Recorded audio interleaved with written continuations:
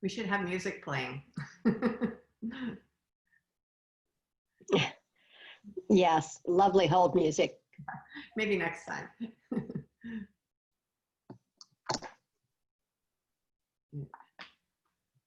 We get to 301.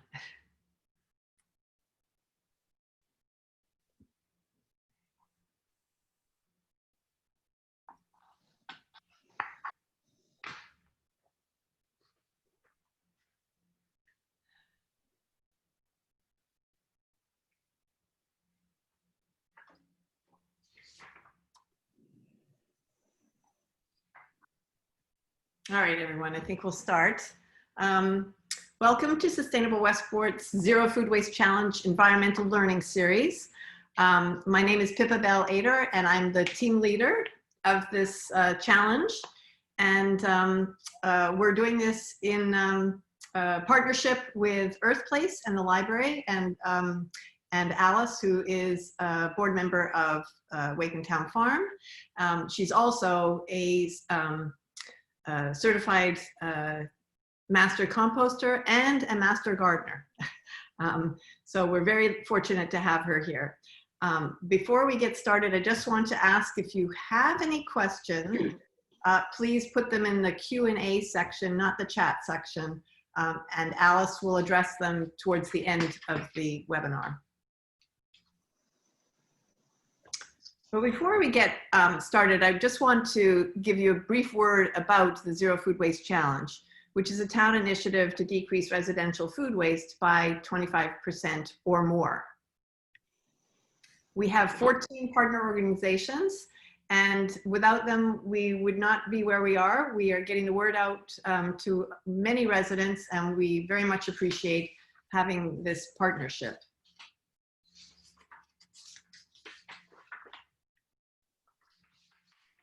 But before we delve into the subject of composting, I wanted to relate this back to why we're doing this.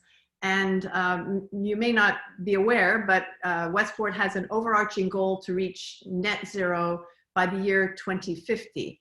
And that means that the community will have reduced its impacts across energy, water, and waste so that they are sustainably managed, and we use approaches that are economically viable, equitable, and environmentally responsible. So why is this so important? Well, believe it or not, 20% of Connecticut's residential solid waste, otherwise known as trash, is actually food waste. And food waste is heavy, and it's very expensive to get to the waste to energy incinerators. And that's where all of our solid waste goes in Westport. We bring everything to an incinerator. And of course, food waste doesn't burn very well. So it's just a bad idea to have food waste in our solid waste. So the Zero Food Waste Challenge is multi-pronged.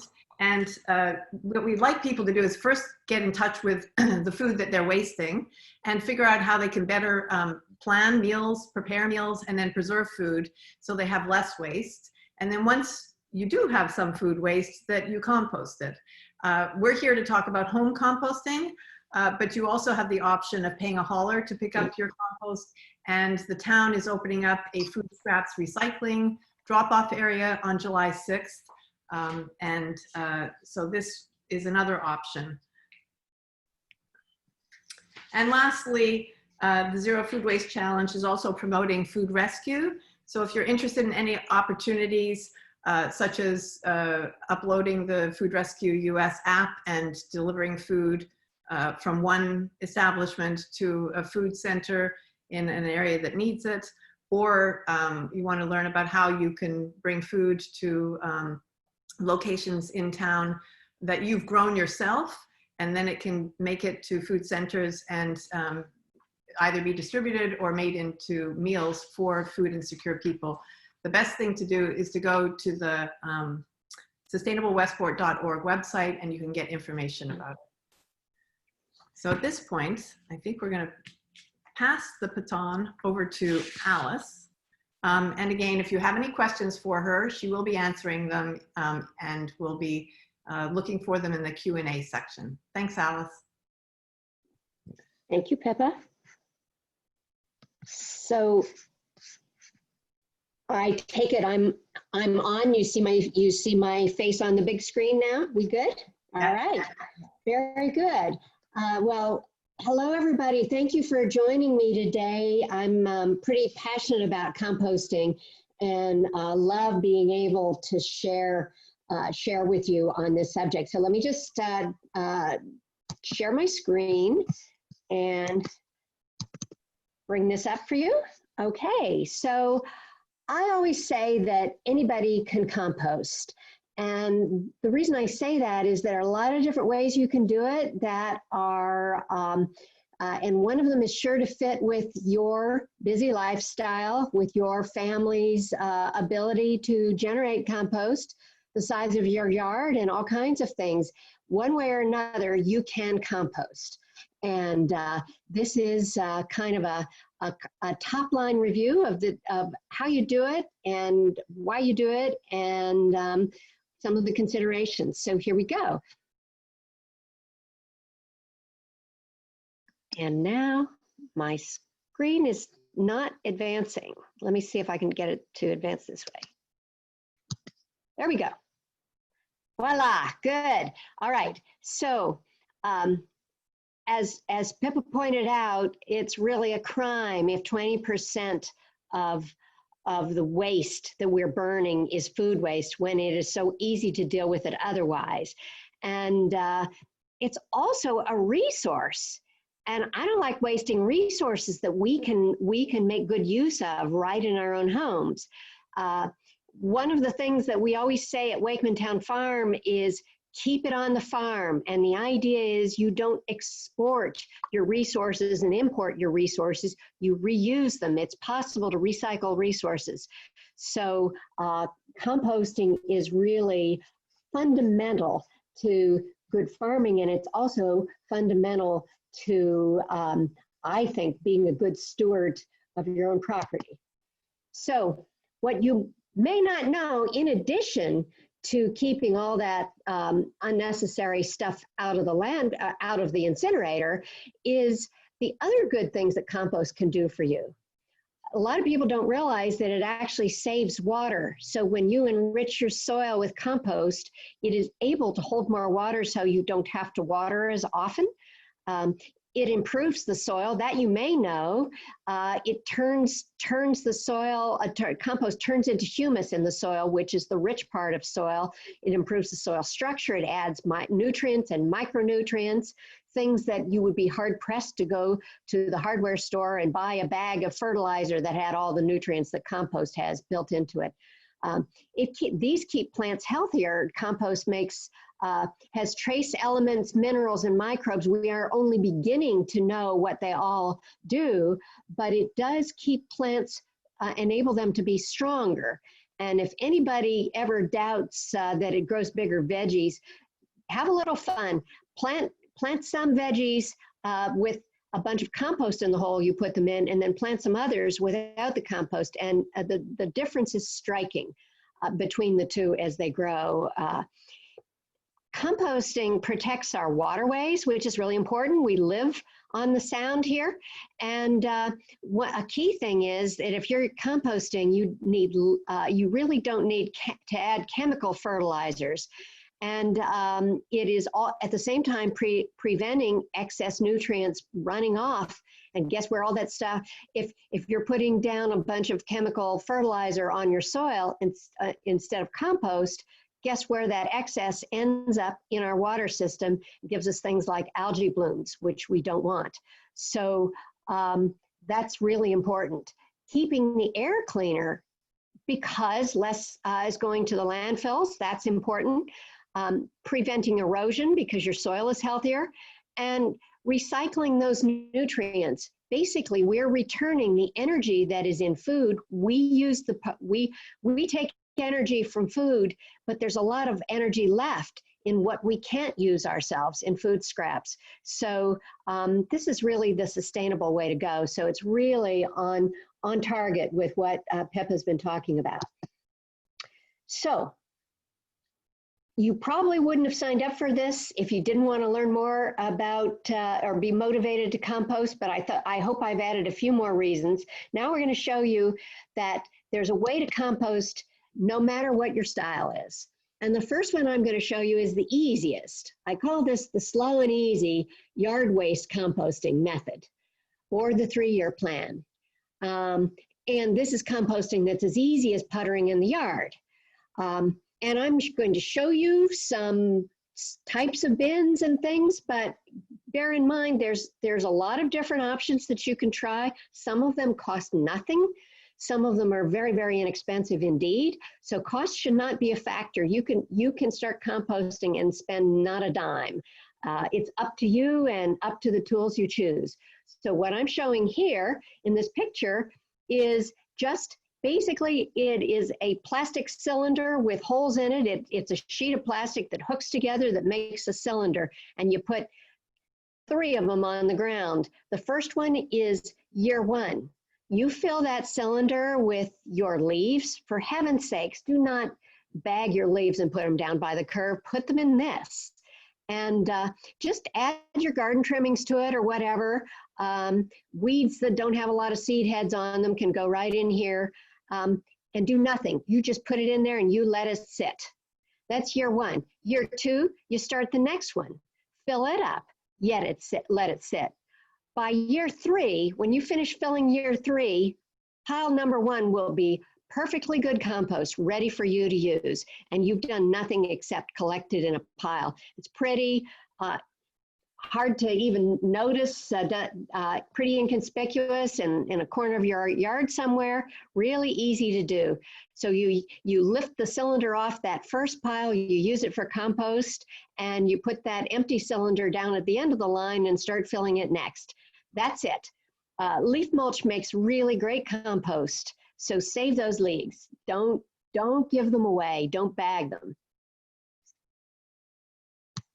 Now I mentioned 3 years. 3 years is a long time to wait for something that's as good as compost is. So next I'm going to show you the tumbler method, which is also as easy, also very easy. And this allows you to use kitchen waste too and dispose of your kitchen waste right on your property. For the most part, I'll get into a little bit of detail on that later on, but the big idea here is this is a tumbler. It sits up off the ground. Because it sits up off the ground, it is very hard. In fact, I've never seen a rodent get in mine, and I've had mine for more than 5 years.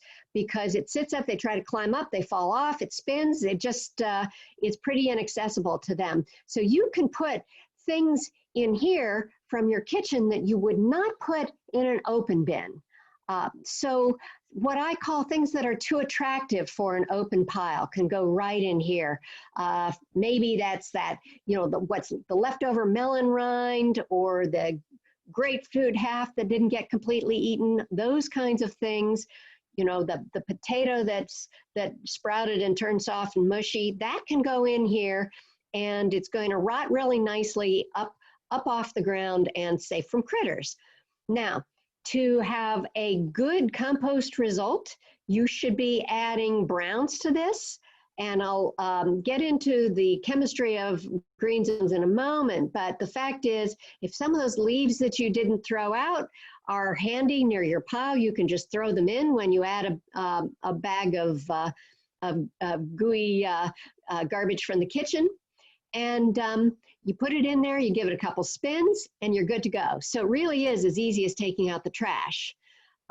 This method is much faster than the 3-year method, but it does take a little while because these little tumblers are not that big. It doesn't give you critical mass that really gets the decomposition process rolling in a big way. But this is enough for many households are perfectly happy just doing it like this. And literally you can fill one of these things all winter. That's what I usually do. And then in the spring, it's ready to be emptied. But that's, you know, that's every 6 months. This is not a big deal. But for best results, you can take it a step further, which is what I do. I'll show you. This is my preferred home method. I start with the spinner, but I treat my spinner like a transfer station. And the reason I do that is because the compost that it makes in that spinner tends to be a little gloppy. It isn't really that fine, crumbly black gold that's ready to go straight into the garden. So, and I don't want to wait another year for it to be like that. So what I do is about every 6 months, I empty out my little spinner into a bucket and dump it in the main compost bin. And my main compost bin is that black plastic bin in the middle. It has handy doors that slide up at the bottom, which makes it very easy. The finished compost just sort of percolates down to the bottom, and you lift up the door and you scoop it out and you're ready to go. And you've got that rich black gold stuff all crumbly and ready to go. I believe in this. I do try to layer my greens and browns. Greens being the stuff that's mostly from the kitchen, browns being mostly the stuff like leaf pile stuff, and mixing those two things together is the best combination. Leaf mulch alone has so many uses in the garden that I keep a leaf bin, and that's the picture you see in the lower right. That leaf bin looks like a pile of leaves, doesn't it? Well, it's a little wire, it's got wire sides, and it's a bin, and I throw my leaves in there, and they break down, and I throw some of them in my main compost bin to keep things in balance. But I also use it as mulch in my garden as needed. It's really handy. So, on the upper right, I have a compost crank, you will see. And that compost crank is what I use to turn the material in my bin with. Now, some people will use a pitchfork or something like that. The compost crank is very easy, kind of works like a corkscrew, and you kind of corkscrew it down into the pile, you pull it up, you corkscrew it down another spot and pull it up, do it about 4 times and you've turned your pile. So it's really, really easy. I like turning the pile because it gives me compost in a few months as opposed to a few years. So it happens faster, and I like that because I have lots of uses for compost in my garden. I don't want to wait to have more.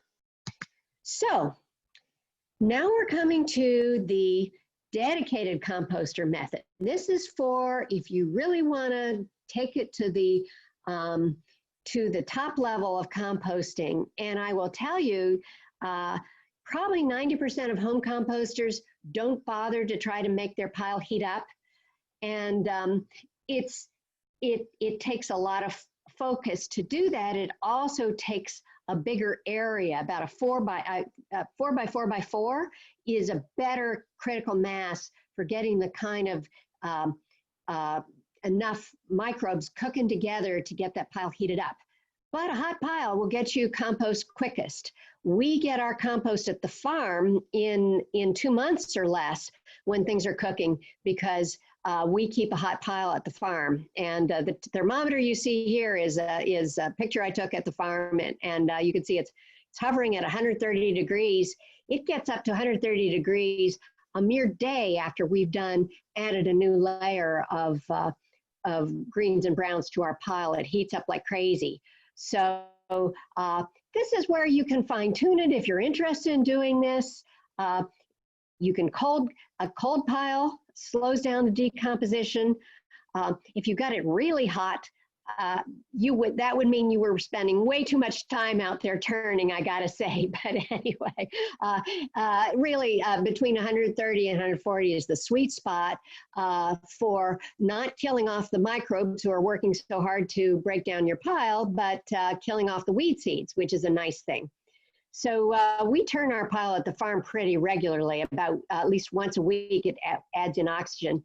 And our piles at the farm are 4 by 4. So that gives us the size we need, the scale to really go full all out on hot composting. Anyway, so I've just given you a little overview of the 3 methods that you can choose from based on your lifestyle and the kind of person you are in terms of futzing out in the yard. But you need to do it right. You need just to understand a few simple principles of composting success. So we have 5 essentials of composting. You have carbon, it's like a recipe. You need carbon-containing material, which is the browns. You need nitrogen-containing material, which is the greens. You need oxygen, which is why we turn the pile to incorporate oxygen in it, and why has to be air holes in whatever kind of bin you use. You need moisture. Damp, yes. Drenched, no, is basically the rule of thumb there. And usually rainfall will do it if you've got holes, or you have an open pile, or you have holes in the top of your composter. The right amount of moisture will reach it. On a very hot, dry summer out at the farm, we occasionally dampen our pile down with a hose because they're open to the sun and they get a little dried out if we're going through a droughty period. But normally, moisture takes care of itself, comes from the sky. Temperature above 50 degrees, that means that in the wintertime, the decomposition slows way, way down. It happens, you can see the pile goes down in the wintertime, but it's not making compost at a very fast rate. But fortunately, none of us are gardening in the middle of the winter either, so we can wait for that nice compost to come around. The 6th essential, you don't have to do anything about. You build that pile, they will come. These creatures show up. And there are probably billions of microbes in the average compost pile and many other creatures. It isn't all worms, but they will, you make the pile, they will come and help you break it down. They're happy to do it. So, compost chemistry made simple. I threatened chemistry earlier and here it is, but it's really not too complicated. So, carbon to nitrogen, it's a ratio that achieves composting in the quickest time. Obviously, you're not worrying about your carbon to nitrogen ratio if you are maintaining an open pile at the back of your yard and just dumping leaves in it. That's going to kind of take care of itself over time. But when the ratio is right, you get finished compost a lot faster. So organic matter comes in all different ratios of carbon to nitrogen, but we, again, want to keep it simple, and there's a really easy rule of thumb that all of us composters use, which is that materials that are high in carbon are called browns, and high in nitrogen are called greens. Now you need a ratio of 3 browns to 1 green. It so happens that kitchen scraps are mostly rich in nitrogen. They're called greens. So if you were using your little tumbler and all you ever did was carry your kitchen scraps out to it, it would get very gloppy in there because you haven't been feeding it any carbon. So if it was starting to look really, really gloppy and not much was happening in your tumbler, you can throw several handfuls of dried leaves in there every so often, and that'll take care of the problem. So having that ratio is important. You get more compost faster if you follow it. But it isn't something that you need to obsess about. So if you just want to take out the trash and put it in the composter, you can do that. And eventually, you'll have compost.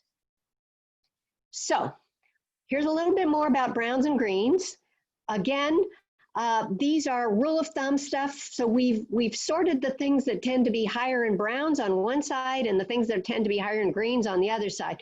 And for the most part, it's kind of intuitive, just what you would think. Things like pine needles, sawdust, shredded paper, bark, that's considered browns. What's considered greens is things that haven't dried up yet. Green grass clippings, when you're weeding, I mentioned try to avoid putting a bunch of weed seeds in your compost because you'll see them again later if you do. But pretty much anything else that's green can go in there. Plant trimmings, dead-headed flowers. Coffee grounds, surprisingly, are rich in nitrogen. Who knew, right? But they are. They happen to be brown, but they can go right in there with your kitchen scraps. I mentioned rotted farm manure, herbivores. So a goat, a sheep, a chicken, that's fine. But be careful because you definitely do not want dog or cat manure in your pile, they have pathogens. So that's really what you want to keep in mind if you're throwing things in your pile. So never put these in a home compost pile. So when I say kitchen scraps, I am basically talking about a vegan affair. No dairy products, no meat and fish scraps. The amount of decomposition, the scale of it that's happening in a home compost pile can't really handle the complex proteins and fats. So plus, that's a little bit too attractive to the creatures who might be in your yard. So just don't put that stuff in your pile. I don't put diseased plant material in my pile, and that's a good idea because if there's a fungus that attacked your tomatoes this year, you don't want it in your compost waiting to attack your tomatoes next year. So if you know a plant is diseased, put it in what I call the cootie pile. Everybody, just there'll be a pile that you don't add to your compost for things like diseased plant material. Glossy coated paper is not good because some of those coatings have petroleum products in it, but soy ink, that's what they use in newspapers nowadays, is fine. So shredded newspaper is always a good thing. No pesticide treated plants, no herbicide treated grass clippings, please. Avoid the invasive weed seeds so they don't come back and haunt you. And if in doubt, just leave it out. It's not worth it to have the biggest compost pile be putting things in there that are not going to do well for you. So branches and woody sticks, those would eventually break down, but it takes a long time. The little microbes don't have teeth, and you can see that the same branch that was in the pile will be there 6 months later, a little bit more broken down. So if you want to put them in, you can use a leaf chopper or something to break them up. You can cut woody stems into little pieces and put them in, shred them first, that's fine. Compostable paper products, everybody wonders about this because supposing you had what is called a compostable paper cup and you put hot chocolate in it, well, you've just contaminated that. Or if you put a big old greasy slice of pizza on cardboard, you've contaminated that product. There's too much grease in it now for it does not belong in your home compost pile. It may go in your curbside pickup, and I don't touch curbside pickup here because that's a whole, they'll tell you, depending on the service you use, they'll tell you what you can and can't do with that, but it doesn't belong in a home compost pile, so avoid that. I mentioned curbside pickup, and I share this picture because I think it's kind of interesting. This is what a commercial composting outfit looks like. That building you see it in is the size of an airport hangar. It is ginormous, and those piles are huge, and they move them with special tractor-like conveyances. And those guys, those piles get so hot that they've been known to catch fire. They can take bones, they can take protein. And so they may be collecting all that stuff from you if your stuff is going to a commercial compost heap. But you can obviously see that is a different scale than you're going to achieve at home. So it's really, the principles of decomposition are the same, but the scale is so different that you just want to keep those proteins and fats and bones out of your pile.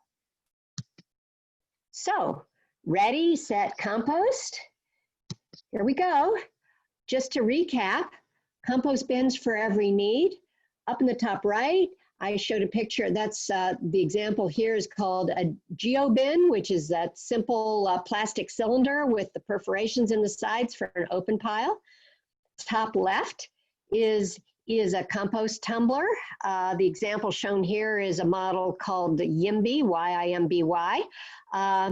they're really good. I like them as I said, I use mine as a starter station, and I keep it close to my back door. I can run out in any weather and put my kitchen scraps in, but I like to finish it off in that central unit that you see in the middle of the slide.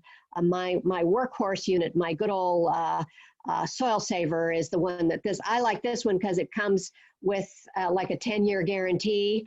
And some of the bins are a little flimsier than that, so this is a good one to just get one with a guarantee, and get one that has doors that slide open at the bottom. The sliding open doors at the bottom is really a labor saver, because when you want to get your finished compost out, you just lift one of the doors and you shovel out the goods. The unfinished stuff is still up at the top, and the finished stuff sifts down to the bottom, and so that's the easiest way to access it. Now, lower right is pallet bins. These are the no-cost option, and you can make an open pile using pallet bins. We have these at the farm.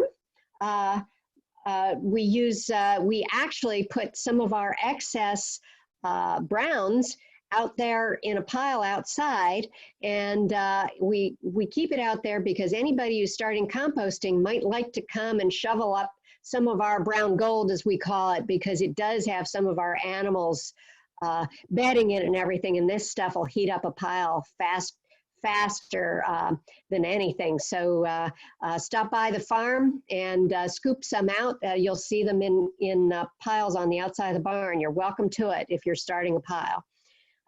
Lower right, you see the wire bins. This is what I use for my leaves. It's just basically 4 panels that hook together. Originally, I originally jury-rigged one with some old tomato cages that I had, and wrapped some wire netting around the outside. That worked too. So you can really, whatever holds the pile but lets in air and water will do the job for you. So you don't have to buy the fanciest composter on Amazon or to do this. You can really start simple and keep it simple if you like it that way. So those are my tips for outdoors. Indoors, for collecting your compost, whatever works for you is the best thing. I recycle any leftover plastic bags I have by using them to collect compost, and you'll see it. It's the second from the left. You can see that bag. I hook it over the soap dispenser and have my cutting board right next to it. So I'm chopping vegetables and sweeping the peelings in as I go. That's my very low muss method, but a lot more elegant is the one on the far right, which is a lovely crock with a nice lid. A lot of people will prefer something that looks like that. But if it works for you to collect your stuff and make it easier to run out and dump your stuff in the bin, go for it. So, ready, set, compost. This is all you do. Pick the method that you think is going to meet your needs, or kind of get your starter method that you want to just put your toe in the water with composting. Something simple like the slow and easy pile is a good one to start with if you're not sure you're going to have the time. Choose your site in your yard. I emphasize that when you're running kitchen scraps, it's nice to have it be somewhat close to your back door or your kitchen door for convenience. If you got the bin, which is what I like because it makes compost faster, I start with a lasagna layer. So that would mean, remember the 3-to-1 ratio, so it's really easy. Just think a thick layer of browns, like about a 6-inch layer of browns. In the middle, put a 4-inch layer of greens, a thin layer of greens, and then another 6-inch layer of browns, and presto, you've just about got your 3-to-1 ratio right there, and repeat. If you're just adding to the pile for the first time, you want to dampen it maybe with a hose to the moisture of a squeeze sponge to allow it to get going. And then if you like, turn and aerate your pile once a week, or not. If that seems like it's too much work, it's, as I said, you can use the compost crank, and that makes it a lot easier. And compost cranks, if you just Google it, you could find sources for them. I was really felt like, man, where have you been all my life when I found my compost crank? So that's why I like the fact that it turns my pile really fast, really well, and really easily. So, but you can just not turn it if you prefer. So that's it. That's the you can get out and start composting tomorrow with what you've got on hand right now, if you like. So that's my message. Don't waste it, compost it. And I'm happy to take questions. Thank you so much, Alice. That was so informative. We have a couple of questions. One of them is, can you put soil in your compost? Yeah, you can. You absolutely can. Like I put old potting soil, when I'm potting up a plant or dumping out a pot at the end of the season, I put the soil right in there. It adds, it's good, adds texture, adds browns. So there you go. You certainly can. Good. And what about avocado pits? Interesting. Avocado pits and peach pits, things like that take a long time to compost. And sometimes I get a little tired of seeing them in my finished compost. But when I see them, I throw them back in. Or sometimes sometimes I say, really, I just used 6 avocados. I'm going to put the pits in the trash, I'm afraid, because it's just going to get to be so many pits in the compost. So same thing can be with peach pits, because they're forever. If they end up in your compost, you can throw them back in the composter and eventually they will break down. So. Great. And someone else asks about worm composters. Oh yes, I have a worm composter because it's fun, and because when you become a master composter, you get to make one from scratch. That's part of the learning experience. Vermicomposters are great. They don't smell. They are no trouble at all. They are a good ancillary to a compost bin, and they're great for people who are in apartments. And I have a friend who is in a condo that doesn't allow her to have a composter outside. Can you believe it? I mean, really, but they don't. So she has gotten herself a kind of a multi-tier vermicomposter, and she's using it inside because she's an avid gardener and she wanted compost. She was very annoyed that they wouldn't let her have a bin outside. So her vermicomposter is doing the job for her. But she can worm compost castings, by the way, are like real black gold. They are the ultimate. They are so rich in nutrients that you can use them for very special. I use my vermicompost for really special plants that I want to baby.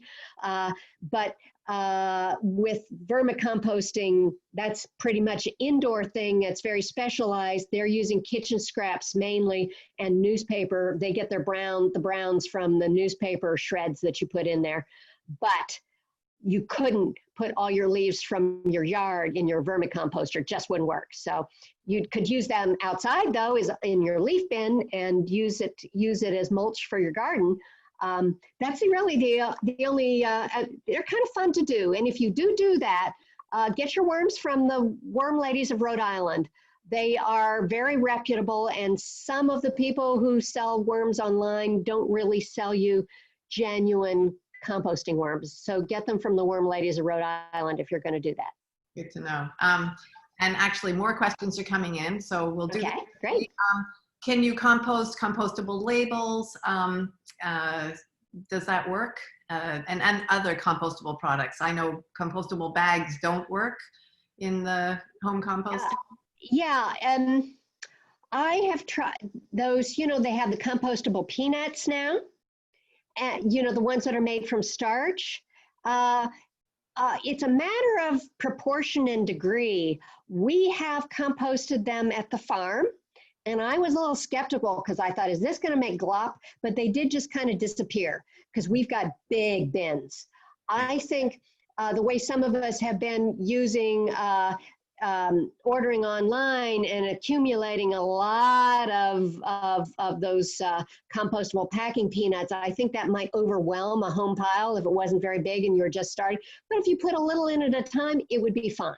And as far as compostable plates and stuff, if they're not greasy, you can put them in. I would rip them up first. But if they're greasy, even though it says compostable, that's for if some types of curbside compost will take those. For the home composter, you do have to proceed with caution because fats and proteins don't go down well. We are getting more questions than we're going to be able to answer. That's always a good thing. But let me just stick to these two. Does the bin have to be in the sun? They say part sun, part shade is ideal.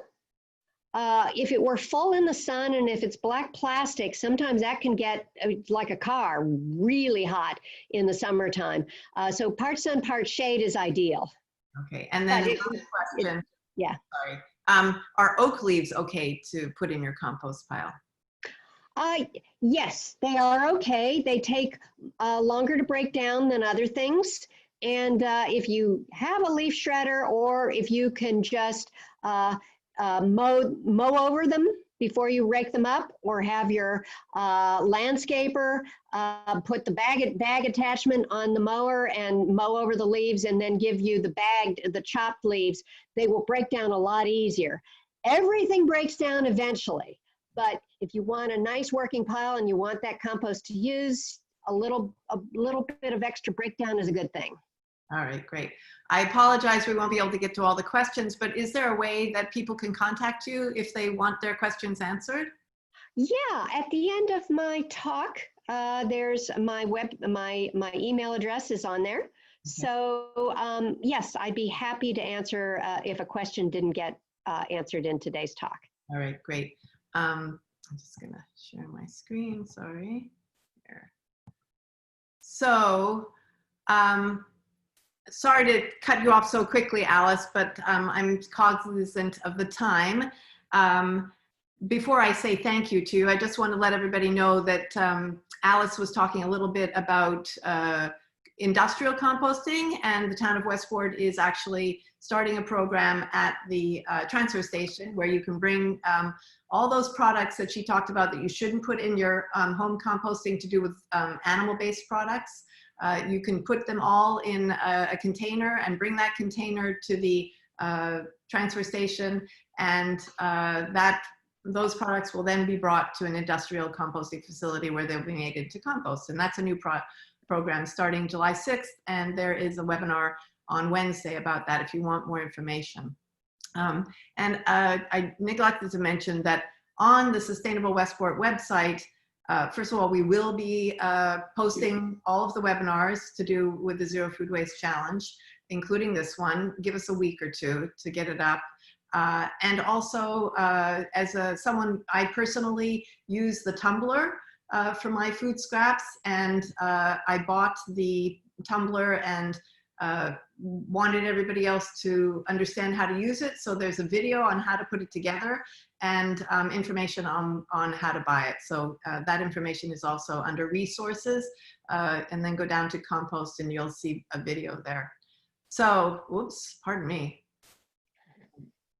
There.